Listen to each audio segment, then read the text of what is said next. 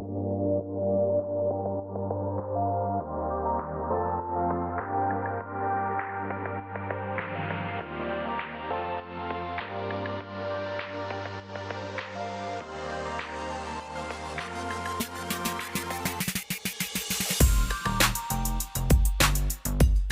बार कुछ बातें वजह बन जाती है बहुत बड़े बदलाव की, और ऐसी ही वजह से हम एक नया चेंज महसूस कर पाते हैं। इसी टॉपिक से रिलेटेड आज का रीडिंग होगा। दूरियां तो जरूर मिली है, लेकिन कोई दिल से सोचने लगा है। तो कार्ड्स क्या कहते हैं, उनकी फीलिंग्स के बारे में ये जानने की कोशिश करेंगे। 5 कार्ड लेंगे टैरो में से और ओरेकल में से 10 कार्ड। शुरुआत करते हैं टैरो से।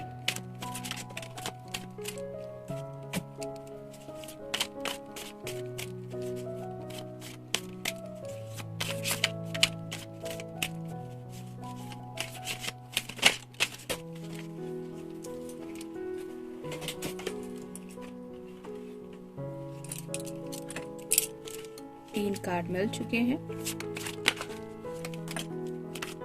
और ये रहे 2 कार्ड्स।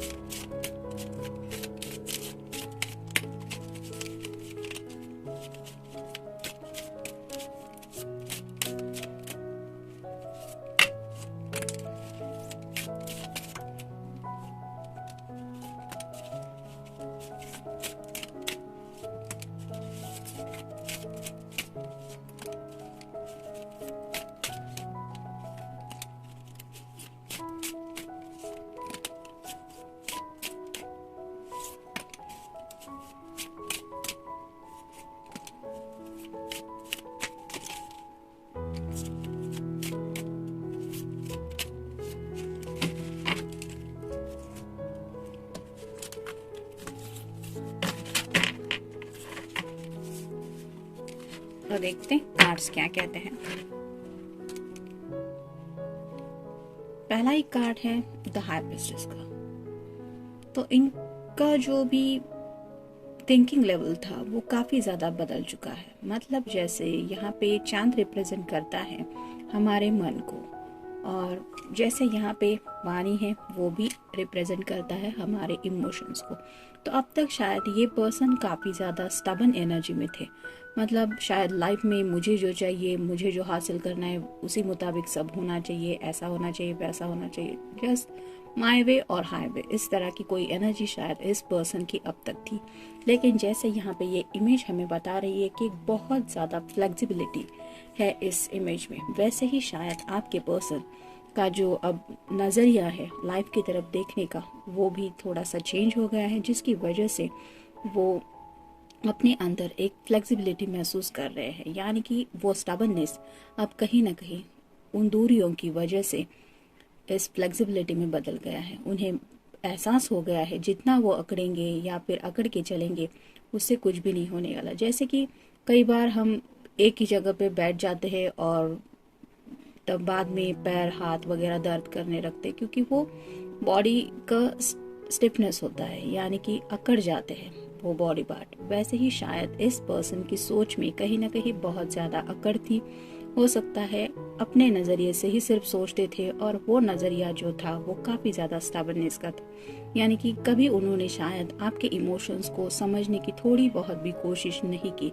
जैसे कहते हैं ना कि सामने वाले के जगह पे खुद को रखे, थोड़ा हर सिचुएशन को सोचना चाहिए, वैसा शायद इस पर्सन ने कभी नहीं किया। और अब जब आप दोनों के बीच दूरी आ गई है तो अब इस पर्सन को एहसास होता चला जा रहा है कि उन्होंने ये फ्लेक्सिबिलिटी कभी नहीं दिखाई जो बहुत ज़रूरी थी आपको आपके इमोशंस को समझने के लिए। नेक्स्ट है 7 of swords, air sign Gemini, Libra या फिर एक्वेरियस। बहुत कुछ था उनके पास आपसे कहने के लिए, कई सारी बातें थी जो वो आपके साथ शेयर कर सकते थे, लेकिन उन्होंने हमेशा ऐसा रास्ता चुना जिसकी वजह से वो खुद को आपसे दूर ही लेते गए। जैसे यहाँ पे ये पर्सन दरवाजा गेट ओपन करके बाहर जा रहा है, ये सब सॉर्ड लेके।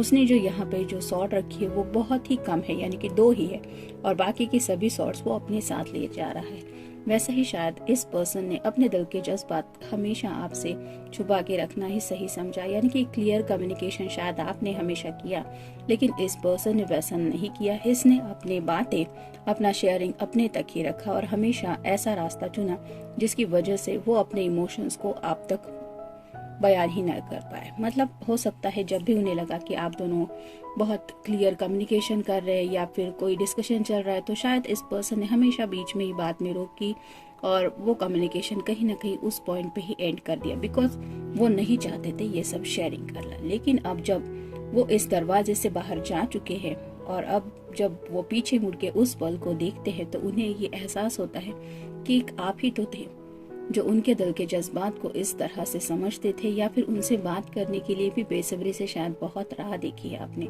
लेकिन इस पर्सन ने उस बात को भी कभी क्लियरली आपसे कहा ही नहीं।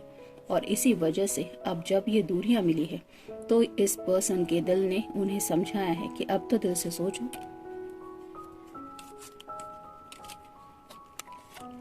नेक्स्ट है knight of cups, water sign, Cancer, Scorpio या फिर पाइसेस। अब इस पर्सन को शायद ऐसा लग रहा है कि इन्हें वो कप आपको देना है और इसलिए शायद ये आपकी तरफ बढ़ने के बारे में सोच रहे हैं।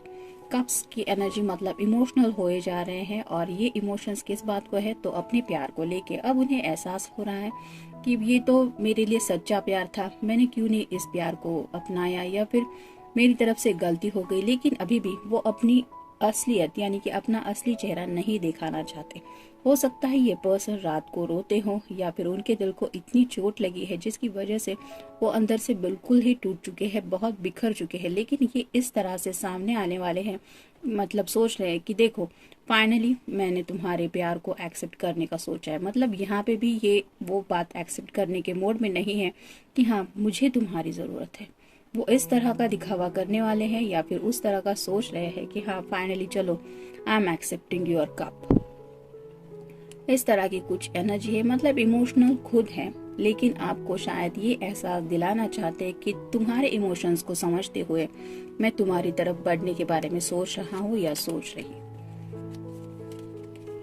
नेक्स्ट है page of pentacles, earth sign, Taurus, Virgo या फिर कैप्रिकॉर्न। ये क्यों हो रहा है? क्योंकि ये पर्सन अभी भी पेज की एनर्जी में है। पेज की एनर्जी मतलब चाइल्डिश बिहेवियर रहता है, तो प्यार तो है, एहसास भी हो रहा है कि हमने गलती की है, स्टबर्ननेस दिखाया है, लेकिन पूरी तरह से वो बात एक्सेप्ट भी करनी नहीं क्योंकि ये इमैच्योर एनर्जी में अभी भी है। नेक्स्ट है द हैंगमैन। हैंगमैन का कार्ड इसलिए आया है क्योंकि जब कोई किसी से सच्चे दिल से प्यार करता है तो वो दिल जो है वो दिमाग की बात सुनने को बिल्कुल भी तैयार नहीं होता। भले ही कोई कितना ही सोचने वाला हो पर्सन, लॉजिकली माइंडेड हो या प्रैक्टिकल माइंडेड हो, जब बात दिल की आती है तो दिल एक जगह पे स्टक फील करता है और वो किसी काम में आगे बढ़ने नहीं देता। यानी कि भले ही आप दिन रात काम करने वाले पर्सन हो, लेकिन अगर बात दिल की है तो वो आपका मन वहाँ पे लगने नहीं देगा। वो ऐसे ऐसे ख्याल आपके मन में डालने लगेगा क्योंकि वो उसके अपने ख्याल होते हैं कि तुमने ऐसा किया, तुमने वैसा किया। तो ये ब्लेमिंग प्रोसेस उनके दिल में ऑलरेडी स्टार्ट हो चुकी है। उनका दिल, भले आपकी उनसे बात नहीं हो रही, लेकिन उनका दिल जो है वो उनसे कंटिन्यूअसली शायद बातें करने लगा है और उन्हें अपनी गलती का एहसास करवाने लगा है। शायद इसलिए ये पर्सन इस तरह से स्टक फील कर रहे हैं। मतलब आपसे बात भी करनी है और आपसे बात किए बिना ये जिंदगी में आगे भी किसी भी लेवल पे नहीं बढ़ सकते क्योंकि अब उनका दिल उन्हें इस तरह से ब्लेम कर रहा है। ओरेकल का कार्ड पहला यही बताता है कि अब ये पर्सन आपके साथ रीयूनाइट होना चाहते हैं। मतलब इन पास्ट हो सकता है आपने अपनी तरफ से कई बार कोशिश की कि आप दोनों एक साथ आए, लेकिन इस पर्सन ने ये बात कभी नहीं सुनी, जिसकी वजह से शायद आप दोनों को भी दूरियां मिली।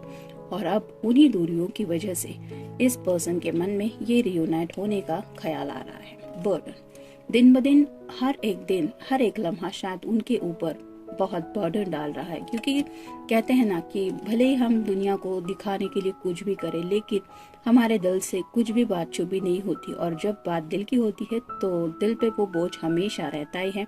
और भले ही इंसान कितना भी खुश होने की कोशिश क्यों ना करे, अगर कोई दिल से खुश नहीं है तो वो बर्डन हमारे अंदर हमेशा फील करते ही रहते हैं और जिसकी वजह से लाइफ में जीने के लिए हर एक पल बहुत बोझ जैसा लगता है, कुछ इंटरेस्ट ही नहीं लगता। वैसा हेवी बर्डन इस पर्सन को फील हो रहा है जिसकी वजह से ये अब आपके बारे में बहुत ज़्यादा दिल से सोचने लगे हैं। इमोशनल कोल्डनेस, शायद इस पर्सन ने अब तक आपके लिए हमेशा जो भी इमोशंस के बारे में सोचा, तब उन्होंने इमोशनल कोल्डनेस से ही आपसे कनेक्ट होना चाहा। मतलब पूरी तरह से इमोशनली जो दिल में आया वो बोल दिया, इस तरह से किया ही नहीं। बहुत ही कोल्डनेस के साथ इन्होंने अपना बिहेवियर रखा, जिसकी वजह से उनके दिल के जज्बात शायद आप भी अच्छी तरह से नहीं समझ पाए। और अब जब ये कोल्डनेस वो खुद फील कर रहे हैं, यानी कि उन्हें लगता है कि पता नहीं आप उनकी बात समझेंगी या समझेंगे, किस तरह से आपको बताएं, तब उन्हें एहसास होता है कि ये कोल्डनेस